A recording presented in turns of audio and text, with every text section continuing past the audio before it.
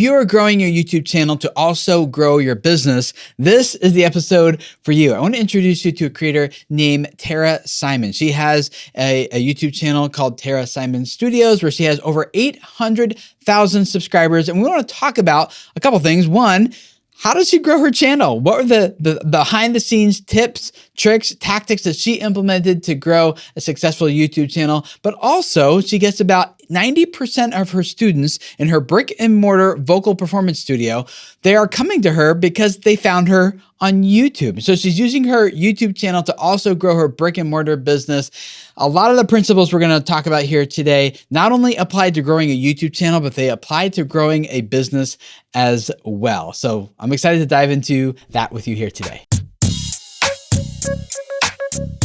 Welcome to the Video Creators Podcast. We help YouTube creators grow their audience and business with next-level tactics and strategies. Want to accelerate your channel's momentum, be more profitable, and change the lives of more people than ever before? You're in the right place. The Video Creators team has over a decade of experience providing YouTube strategy for brands like Disney, Warner Brothers, HBO, and even YouTube themselves. So far, our team is responsible for helping clients generate over 17 billion views on YouTube. And now, to help you, here's Tim, Lennon, and Delana.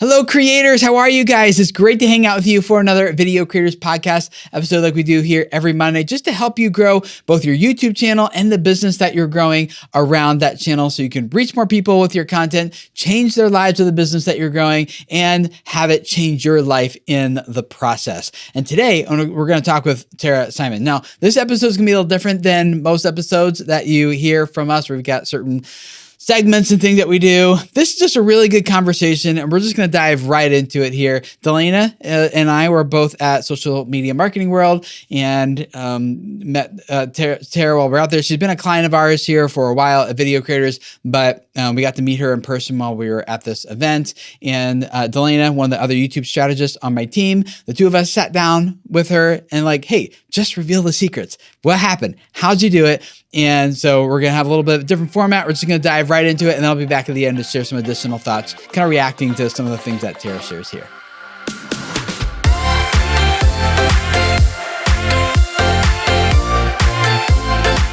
Tera, hi. What's up? Good to see you. Good to be here. Hello. We don't get to see each other, Delana. We don't see each other in person very often. This is kind of weird. Sometimes it feels like we're living in the metaverse. I know, except for like the graphics are amazing in real life. It's like real people.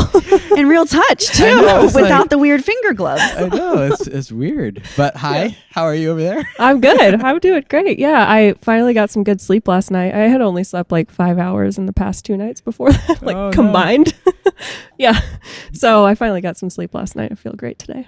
How are you guys doing? I did not sleep well. Oh, I'm sorry. But it's okay. We're on the Social Media Marketing World and West Coast, and coming out here from East Coast throws me off a bit. I still woke up at my normal time, which was 4 a.m. local time. That's your local That's time. 7 o'clock okay. East Coast. Yeah. Okay. So wow. I'm doing good. But I want to introduce you guys to Tera. She is one of our action plan clients, working with Ingrid, one of the strategists on our team. And I just want to hear a little bit about your story, because you've had some good success both in your personal career as well as in your YouTube channel endeavors. Close to 800,000 subs now, right? Getting close. So tell us a little bit about your backstory first of all, then let's talk about the channel. So your career. Fair. Who are you? Who the heck am I? I don't even know these days. So I've been singing since I was 3, and that's just been always, I knew the first time I set foot on a stage that my life was going to be involved in music. I knew that I was going to use my voice to influence others in a positive way. And I've always considered myself throughout my career, whatever I was doing, more or less a musicianary, combining, mattering and influence and impact with music. Musicianary. Musicianary. I love that. I have a couple. Did you make that one up? I did. Oh, it's a good. I love that. It's a good I made up words as auto magically. but people like that. wait. Apparently, it's become a thing. That's like a whole Magical. thing in like the operations industry where it's like Sorry, not it's to get off topic, automagic. but yeah. That I was no, just, I'm I was gonna just proud steal that I it. had a word too. So. Yeah, I think it's so Automagically. cool. Automagically, where it's That's like so you just good. it just automatically happens. Yeah. But anyway, We should write a song with all of those like hybrid words combined. Yes. oh yeah. That would be a really The bomb entire song is Yes. just hybrid words. But we have to I create like a lot more. musicianally. Is that what you said? Musicianary. Musicianary. Yeah. Yeah. So, yes. So Music I have with a one more for you that I'm Okay. going to say Oh, later in the all right. podcast. Stick around. Watch the whole thing. now I'm hooked. Yes. I just came out of a really That's good how you seminar. get to 800K subs, people, right there. End of story. Stay around to the end because you won't want to miss the thing I'm going to Right. say. You Yeah. gotta hear That's it. when I just skip ahead to the end. Yes, No, exactly. we're probably the worst YouTube viewers ever We because we are. know all the Mhm. tricks. Exactly. Yeah. Well, Yep. I now know because of you and video well, you're creators. welcome. I knew nothing before that, guys. Just so you know. She didn't. She knew something. But anyway, so you're a musicianary. Yes, I'm a musicianary, and so fast forward in my career. So I've done Broadway. I've been on television. I was blessed to have a lot of doors open for me that I've always just really had the courage and the discernment to walk through. And I've never really minded. I've questioned, but I've never really minded when one's shut either. And I think that's a big deal because I think a lot of people, especially those who are high performing individuals who are career and goal oriented and driven, they feel like if the thing that they were going for isn't working, then they're failing and they need to keep pushing towards that thing. And there's a difference between trying and striving. And I have always kind of known the difference, luckily. And What is I've the difference? the difference is when doors shut more than once in the same area and you start to get a bruise right here, it's time to turn around and walk the Okay, other I thought way. that was called persistence. That's a lesson But- that I feel like Yeah. I just learned over the past year or so, that I was like, I was pursuing something and I just like kept going after it. And it was like everything that I did, like nothing worked until I came to this point where I was like, I think that this kind of gave me what it needed to, and it's just time for me to walk away. And that was a really hard lesson to learn, but like one of the most valuable. So valuable. Yeah. I'll give you an actual tangible example just to kind of bring it home because you still seem confused over there. That's not anything different.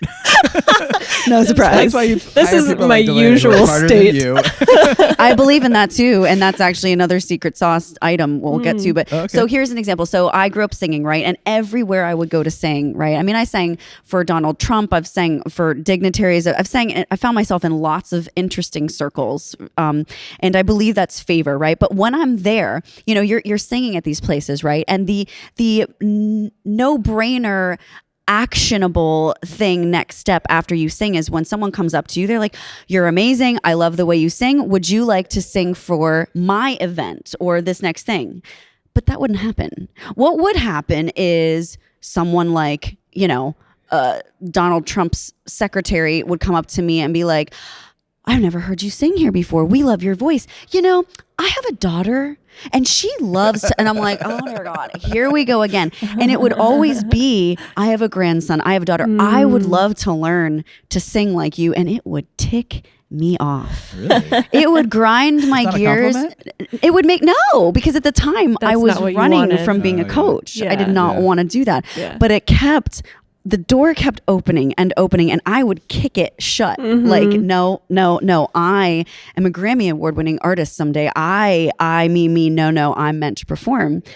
And fast forward into my career, I was on a missions trip in Africa and I sang for this ocean of people. It was not rehearsed, by the way, but because of my classical training, I'm able to sing in any language authentically in that dialect. And there was a song Even without knowing the language? without knowing the language. Oh, wow. And I'll prove it to you. So the song, I still remember the day Well, it goes, I can't verify if you're actually singing in a different language or not. whoever speaks, Tim's like, I wouldn't whoever's know. from Zambia listening to this. I don't know it, so. There's a song that I learned and it goes, Mama yo yo yo wale saba we me. And that's just the first line of Oh. it. But I remembered the whole thing. These kids taught me the dance to it and I ended up singing that in front of this ocean of people at this huge crusade. And after I was singing, I heard this phrase come into my mind and it said, right idea, wrong image. And for weeks, I didn't know what that meant. I was confused. Right idea, wrong wrong image. When I came back to the States, I was auditioning for Broadway. I had just gotten off of Broadway show, actually, Fame, and I went on this mission trip. And so this whole like transition, I was in the middle of being up for the lead in Hairspray, Tracy in Hairspray, or Fiddler on the Roof. And I was in the middle of all these callbacks, and I just wasn't in it. Like my heart wasn't in it anymore. And that phrase kept coming back in my mind. And I was like, what is that? And one day I realized what it was. And it was this. I had the right idea. Yes, I was going to use my voice, but I had the wrong image of what it was going to look like career-wise. And when I realized that, that's when I remembered that my true sweet spot was always when I was using my voice to impact one single person at a time. Like reach into you personally, show you that you matter through music and that you have a voice and it deserves to be heard, to turn your voice on through you hearing mine. You're like, I want to help you spread your message, reach more people, and change lives? Yes. Oh, that sounds familiar. One person at a time. One person, and not like the autograph signing and not the masses. I mean, that was cool, but that really, it left me feeling left of center of my sweet spot and my purpose. So I stopped doing Broadway. I went back to school for worship leading actually at the time. Interesting. Okay. And all this time, by the way, people are still asking me like, do you teach? I would have an artist website up and people would email me asking for lessons that I didn't even speak of on the site. And it would make me so mad. Would you consider yourself a teacher before this or not really? No, I never went to school for vocal pedagogy, never music education. It was always vocal. That's my major, vocal performance. Okay. But okay, so that's the story of why when you feel like you're persisting and yet the doors keep opening for something but closing for something else. Like that's the example, because all my life there was a through line of this door that I kept trying to kick shut and another door that I kept trying to kick opened. And when I sat and was honest with myself about it, I knew I just wasn't ready to accept that yet. I totally, do you know what I mean? Yes, I'm like tracking with you 100%. I'm like screaming in the inside because I'm like, yes. Yeah. So for those of you who are listening, I want to encourage you, anyone who's in earshot of my voice, if you're finding that you're feeling this like, oh, this grind on the inside and you're doing everything you possibly can in your power. And I do mean persist, like don't give up. But if you feel that and you're doing everything in your power and still a door seems to be shut, but something else, maybe that you don't even really have a heart for yet, is opening, I encourage you to walk through it if you don't have the heart for it regardless, because I walked through the door of coaching, but then God gave me the heart for it after. You know, it's like trusting in the promise. Did you go into the door kicking and screaming? I really did. Did you? And sometimes I feel like you don't know that you have the heart for it because you have like tunnel vision on this one thing. And so it's not until you actually let yourself go there that you're like, oh my gosh, I actually do love this, you know? Yes. Yeah. 100%. And there is a story and a kid, actually. I was teaching in my home thinking how I'm wasting my time in my life and I should be on a stage somewhere. And there was this little boy with Down syndrome who came to me, and he didn't even sing. He was a piano player, but he was a prodigy piano player, and his name was Peter Rose. And Peter, I will say, is the person that God used to change my heart towards coaching. But not only that, through Peter and my experience with him, the studio was born. Like that's when my heart became in line with my calling, and through that, the floodgates of blessing just opened. I didn't advertise. I don't know where these people came from. It was word of mouth. And that little boy is who God used to change my heart and in turn my life so that I could also change other people's. So now you have a brick and mortar studio in the Orlando area. Atlanta, close. Orlando, Atlanta, Disney, whatever. Yeah.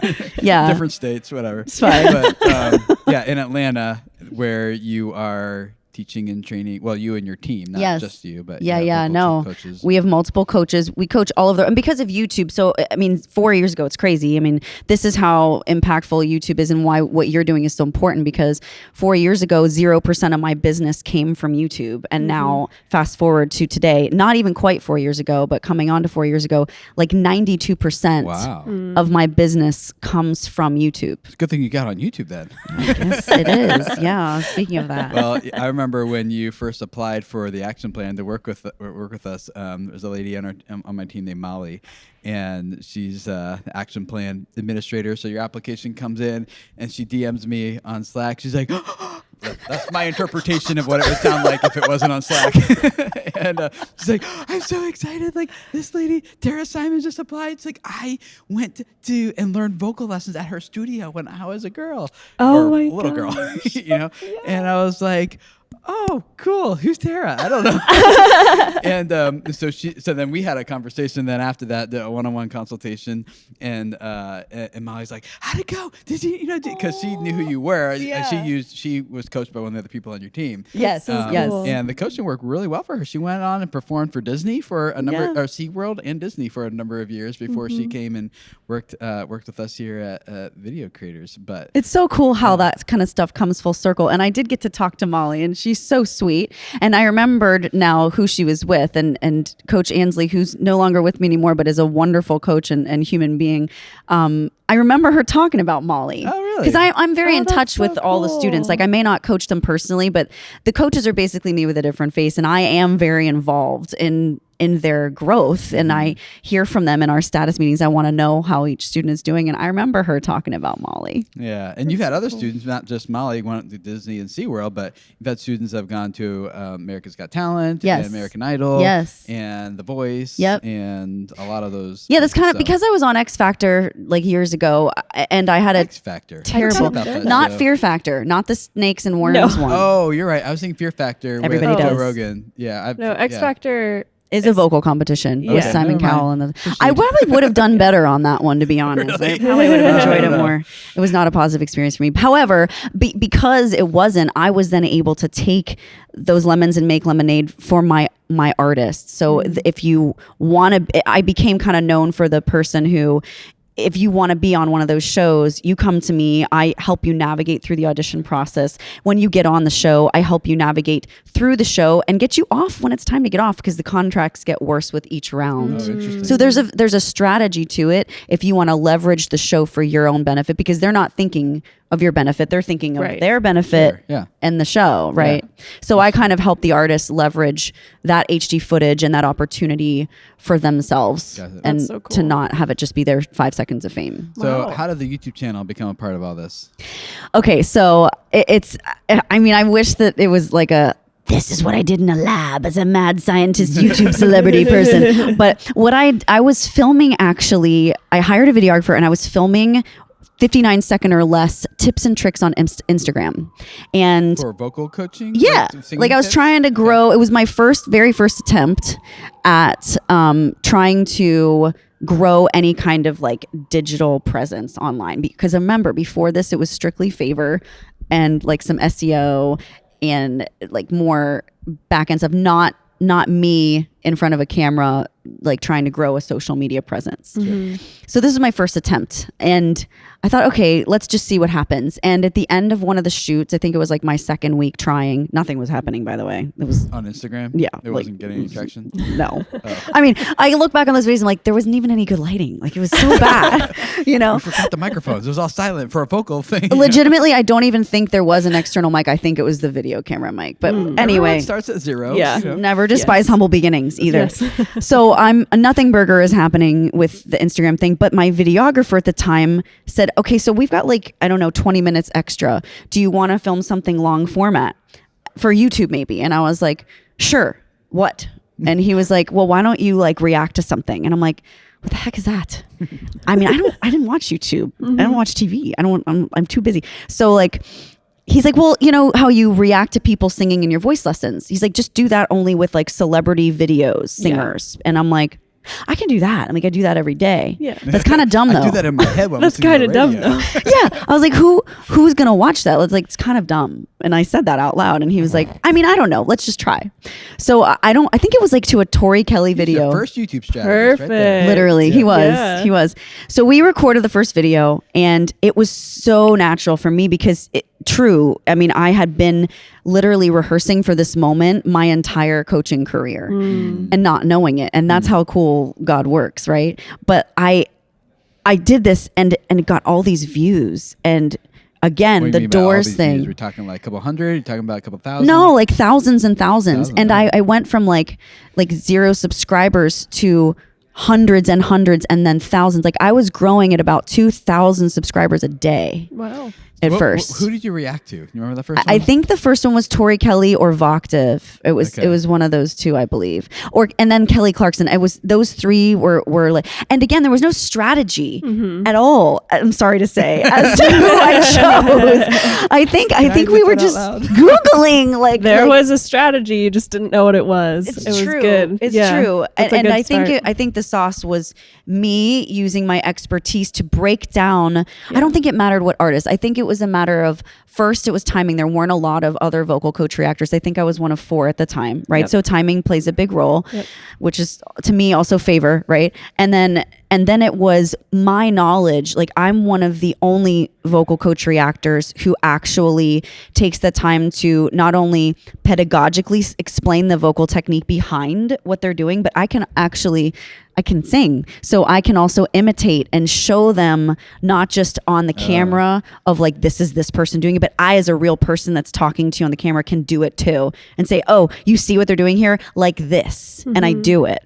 And so I think for my channel, that's really what I'm a singer's channel. I'm a singer's girl. So like that differentiates me from someone who says, oh, wow, look at their hair. I'll comment on that too. But sometimes that's sort of all you get. It's more of a reaction and not as much educational commentary. Yeah.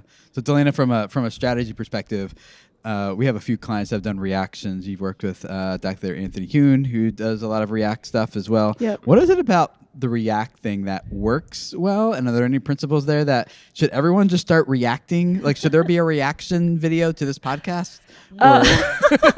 It's all just going to become reaction inception. We're all gonna be exactly. Yeah. reaction to us. to reaction. That's also to reaction. incestual and successful. What is it that she stumbled upon? I think with reaction content, there's like this natural tension in the brain where it's like, I know that you have knowledge that I don't have.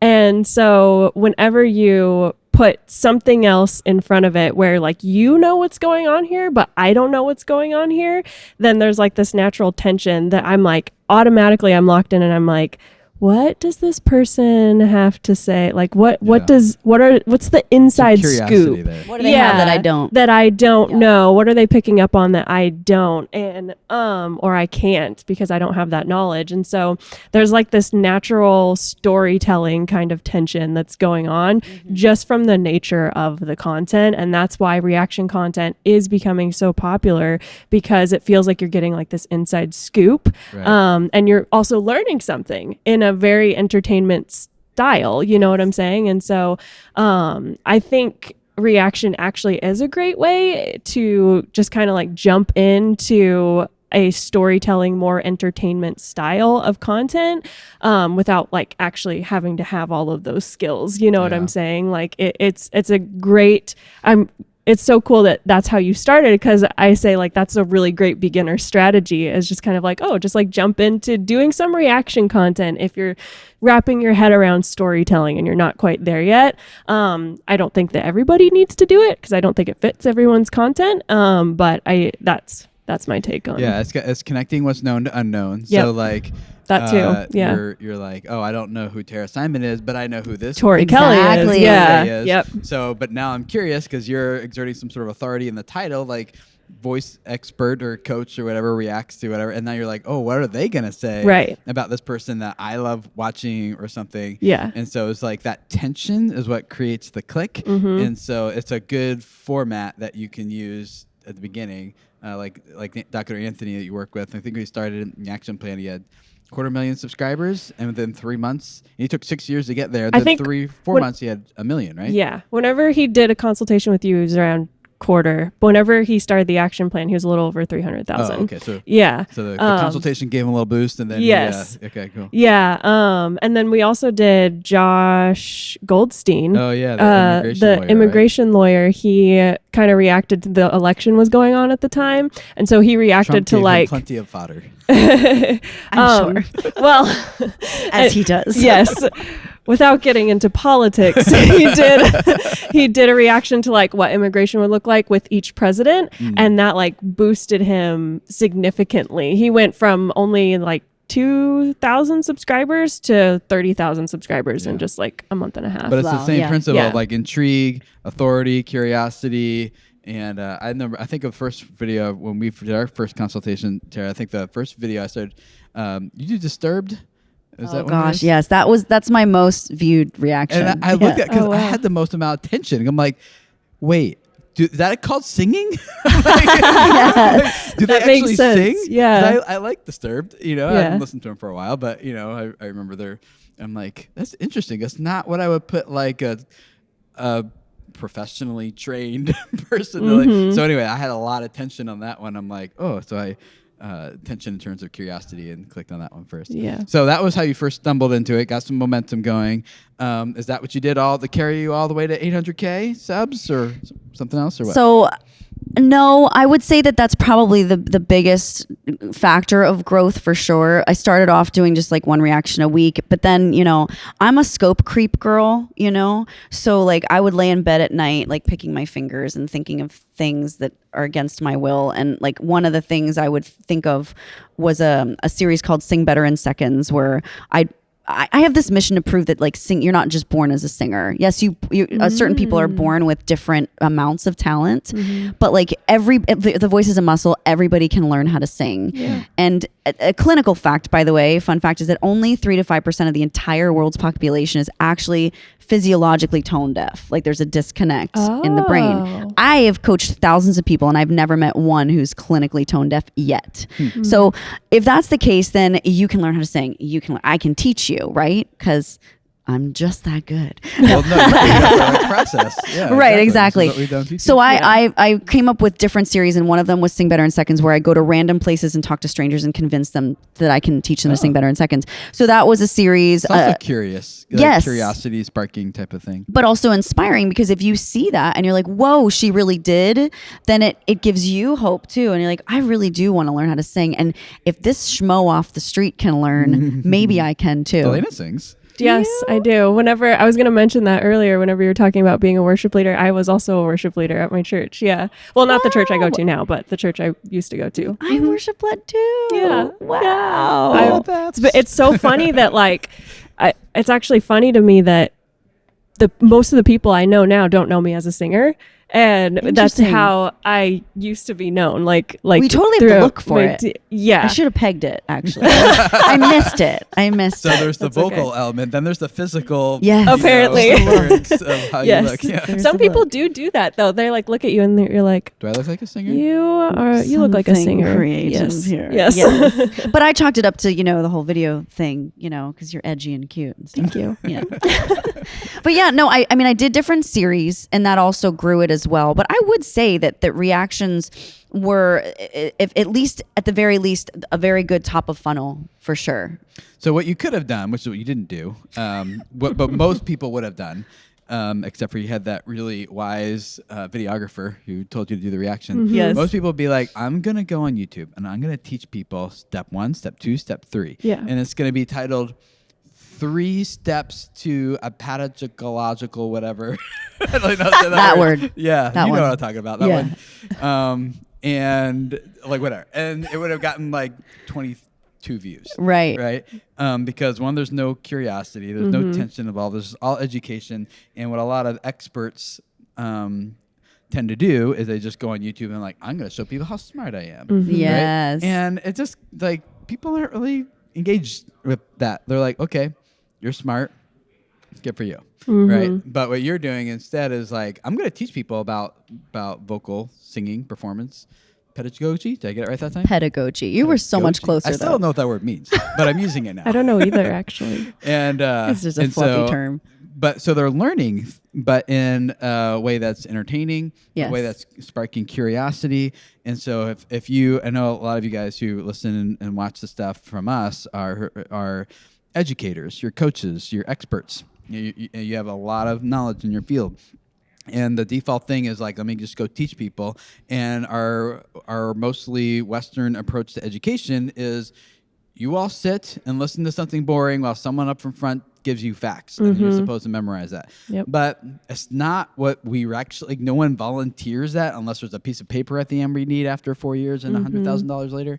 So it's... Or they're signing up for a course. What we mostly want is for someone to like, I want to learn. Like people really want this information, but they want it in a way that's like stimulating and engaging, and not just like point 1, point 2, point 3, right? So I think it's really important, something to learn from Tera for you guys who are growing educational channels, is get out of the educational like cycle that we're used to in terms of like listicles and bullet points and tutorials, and you spark curiosity, and then there is like a little bit of a story with it because they're getting to know you and your personality through it, as well as your backstory, and then that starts to create some connection as well. And so I'd encourage you guys to think through like, how can I just not teach but actually make this engaging? And I think what I'd like to hear if you have any thoughts on this, Delana, because I think what a lot of people do is when they hear me say something like that, they think, all right, I need to like put on a clown outfit and dance around while I give 3 bullet points, you know, or like,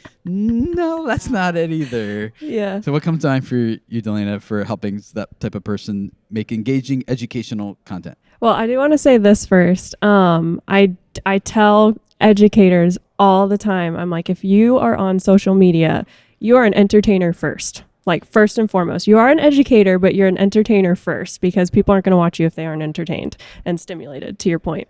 But I think that nowadays there has to be a story of some sort. It could just be, you telling your own personal story, but, also just showing a transformation. Have you ever like in your content kind of shown like, oh, start here and then end up here type of thing? 100%. Yeah. That's part of the whole grab of Sing Better in Seconds. Yeah. Is that in a chorus, they sing it, I give them a few tips and tricks, and then they sing it again, and the audience decides if they sang better in seconds. Yes. And they really 9 times out of 10 do. Right then and there on a street somewhere. Yeah. So yes, they have to see the results in order to be inspired to think that they could too. Yeah. Yeah. So that's there's so many creators who are like, oh, you start here, but we're going to bring you all the way over here, and if you can demonstrate it in a very practical way, the way that you do, then that automatically creates tension in the brain, automatically brings a little bit of that entertainment value, because people are like, oh, I can relate to that. That's where I am. That's exactly where I am right now. Yeah, I want to be over there. Yeah. So they get like locked in. Yeah. If I could summarize what they're saying in one word, it would be entertraining. I was waiting for it. I love that. Yes. It's my That's other so cool good. word of the day. Like, oh, here it comes. I'm ready. Is that what we were waiting for? Yes. Oh, I love it. Entertraining came to me. So entertaining. You want me to spell it? Or anything? No. Can we? Steal it? You may borrow. Okay. You may borrow. And we may give you credit. If I can use time. Auto Magical, sure, deal. then you can use entertaining. All right, I'll trade you for it. All right. We'll do like a fist bump. Okay, you guys saw it it's first on camera. here. Yes. But if you legal. could make so you talk about growth, right? And look, I was making 7 videos a week for about a year and a half, running multiple businesses as a single mom. And I was an ostrich. I had no idea who other YouTubers were. I had no idea what anybody else was doing, because I was like in the content creation trenches. And I thought that like if I just kept doing that I would still see the growth, but I was not. I was working way harder and not smarter. Mm-hmm. And that's why Enter Tim and his team, and like my whole like life creed of video creation was completely turned on its head. And I learned so many things that I was guilty of doing that I thought were good for me. Like I thought were good for my channel. And now I started to ask myself, like, what is a blue ocean for me? And my question became, because there's so many reactors now, it's like saturated. It's a red ocean. A blue ocean being like open opportunity where there's not a lot of sharks swimming and just kind of feasting on what's out there. Yes. So in my case, vocal reactions are a red ocean. There's blood in all of the water. Everybody and their mother says, oh, I'm a vocal coach now on YouTube, even though they're not. So vet them. Hello. But like if someone can't sing, don't take lessons We from can them. relate to that so much. Totally relate to that. Yeah, I'm sure a lot of people think they're YouTube experts too. Yeah, don't get me started. Pain point. Like, I know. I was really holding his work tongue. for you. That will not be reproducible for anybody else. Yes. And then they got to learn the hard way, because they're trusting that. I know it's annoying. Yeah. And then you have to prove your credibility because they had a bad. I get it. All I have to do is be like, so how'd that work out for you? And my credibility is established. There's like, not so well. I'm like, see, okay, let's try this instead. I'm just going to use that next time. That's way quicker. Yeah. So anyway, I went into this question of, what does no one else that does what I do on YouTube have the guts or the talent to do? Preferably both. That's amazing. And so I started to think of videos under that premise first. Like, what does no one else have the guts or talent to do? Well, I'm going to make videos like that. Yes. Because I was the first person, for instance, to do TikTok reactions. A week later, everyone else was doing them. Why? You're a trendsetter. That's all there is to it. But that's easy to duplicate that. Yes, And it doesn't matter if you're a trendsetter, by the way. It is. I mean, that's nice. Thank you. But like, I wasn't after a week, because anybody else can pick up a mic and a camera and do that. Right. So if you're looking to grow your channel and you're kind of stagnant, you have to ask yourself, what in your industry is something that no one else has the guts or the talent to do, preferably both? If you can answer that question with content, I promise you, you're going to then uptick your growth again. We should maybe do that as a series, Delana, where on our channel, because one of the things we say in the action plan, our guarantee is, if you follow this process and at the end of 3 months you don't hit your goal that you've set for it, we will just work with you for free until you do. So And cool. we've never had to deliver on that, because either they, one, don't do what we say and then we're off the hook, or 2, they do it and they reach their goal. So that could be good. a fun Yeah. series of, like, you know, it was too late to start with her, but like with someone else that's just starting, be like, all right, we're going to do this a whole video series. This is your goal. Here we go. And then Yeah. show the whole process of what they did for the 3 Oh, months. that would be so cool. That Yeah. would. That's Yeah. great And social will the proof. strategist have to work with them for free or not? You know?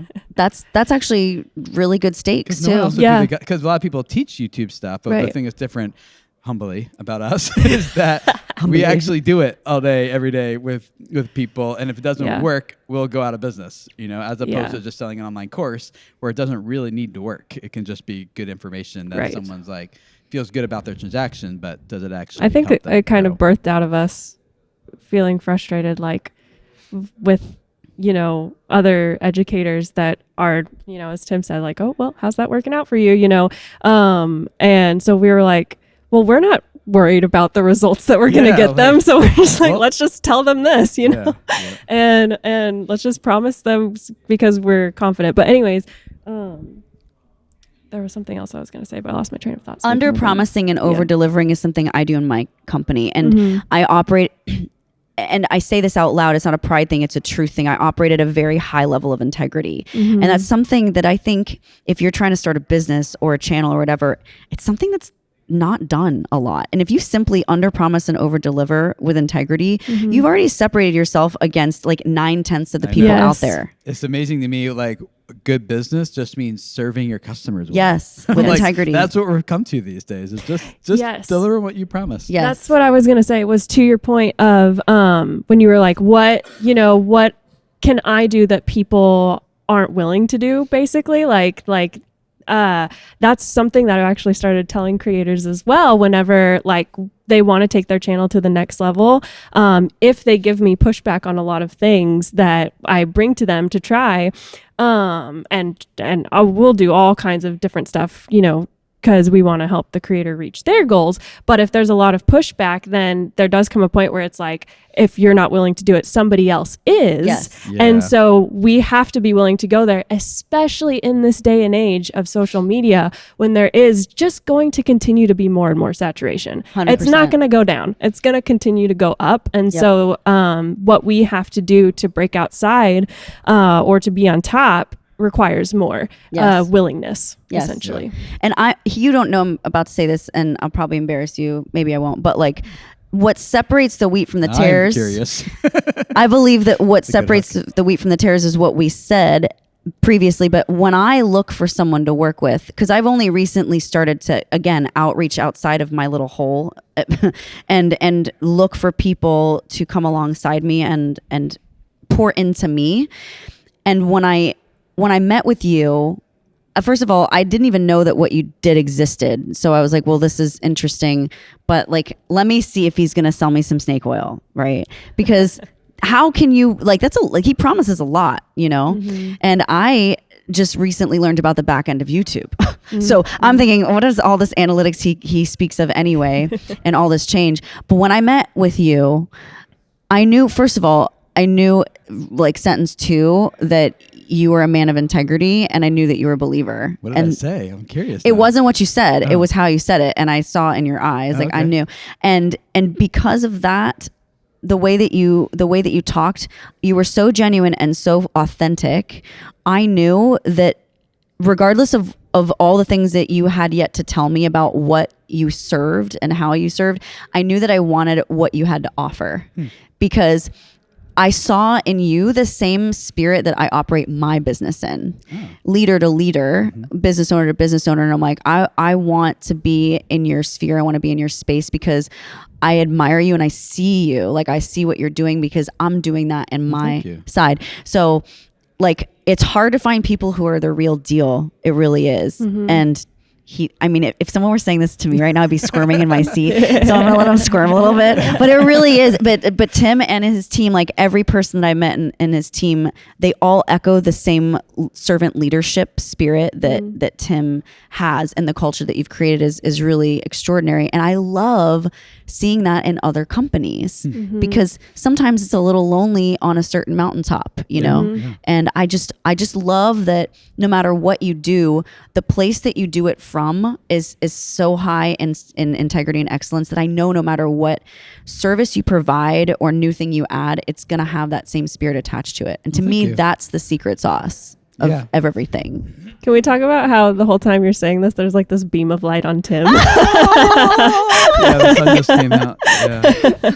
Yeah. In our company, we call it people first. It's so like, good. you know, and if I remember our first call, it was like, I could just have the sense of like, she looks like she's panting. You weren't, but like I felt like you weren't. But I was really sick. I felt like you were like, yeah, you're sick and you're rushing. You're trying to get stuff done. You're like, I just made it here, you know, type of feeling. And I was like, okay, just like, or how are you doing? Yes. Like, what's going on? And I think we spent a couple minutes just talking about, you know, like you had a lot Family going on. life, Like, I get it, you know?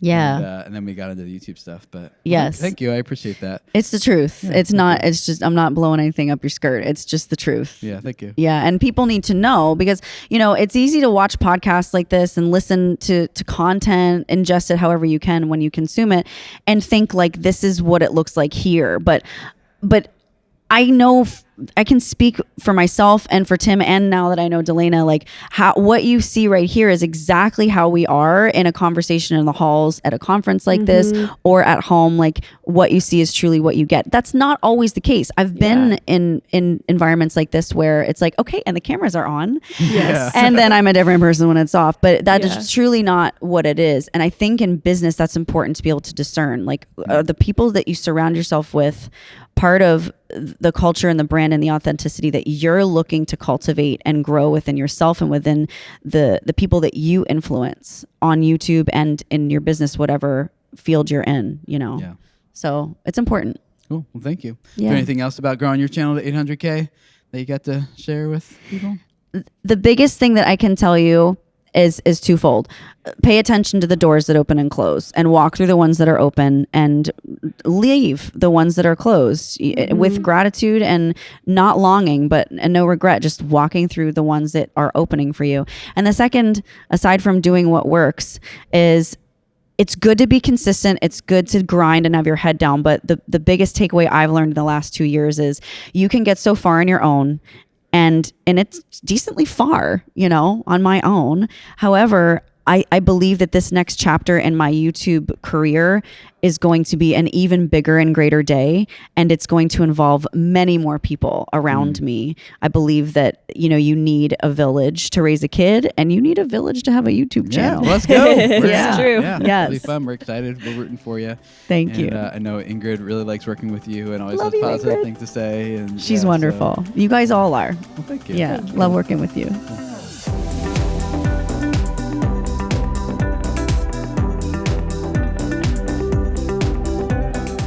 I love how Tara wrapped up that conversation. It takes a village to grow a YouTube channel. I remember back in 2013, I read an article by a guy named Hank Green. And if you're not familiar with Hank, he's one of the co-founders of the Vlog Brothers channel, also one of the co-founders of a massive industry event now called VidCon, and has been a very influential person in the online creator economy and this whole space and everything.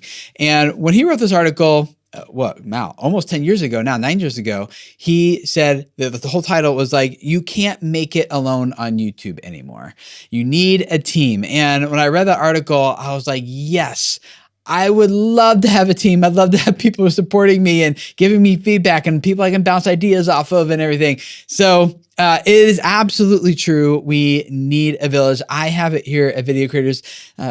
Tera knows how important that is for her and her channel, and that is one of the secrets to her success, both in her business life as well as her YouTube life, and how those two lives have kind of merged together into one life. So if you would love to discuss your channel with someone, I think you guys can see where this is going, right? We would love to talk with you. Go to videocreators.com/consulting, and me or someone on my team, we would love to have the opportunity to to look at your channel ahead of time, look at the notes you're sending us, and come prepared to a 1-hour private conversation with you to give you next steps, where you can ask questions and bounce things off of us and get ideas and get feedback and help you get the exact steps that you need to take next in order to really grow your channel and take it to the next level. So go to videocreators.com/consulting. You can see availability on my calendar or on one of the other people's on my team right there. Book it, schedule it, and we'll show up prepared, ready to dive into your content. So we'd love to talk with you and hopefully give you a little bit of a village around your content for a little bit here. So we're looking forward to doing that. And of course, if you want to keep working with us after that, we can talk about that too, kind of like we've been doing with Tera. But we just want to first give you an hour, right? And because we find a lot of people get everything they need just in 1 hour. And so that's when we want to start doing that with you. Check it out. Link to that down in the show notes, as well as to Tera's channel and everything else we've mentioned here. So go check it out. And thank you guys for hanging out. We'll see you guys again next week for another Video Creators Podcast episode. See you guys then. Bye.